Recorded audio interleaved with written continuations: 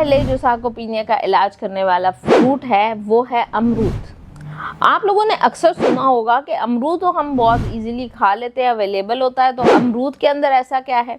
अमरूद एक ऐसा फल है जिसके अंदर सबसे ज़्यादा प्रोटीन पाई जाती है। 100 ग्राम अमरूद के अंदर तकरीबन 2.8 ग्राम प्रोटीन पाई जाती है।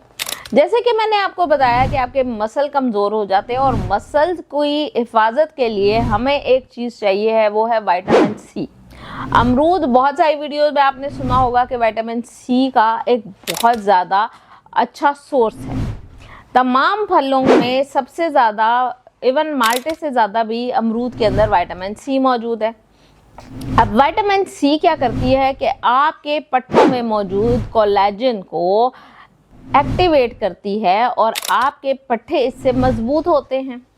तो अमरूद के इस्तेमाल से आप अपने पट्टों की कमज़ोरी या मसल्स का जो प्रॉब्लम है और जो सार्कोपीनिया का प्रॉब्लम है, इसको बिल्कुल बेहतरीन दुरुस्त कर सकते हैं।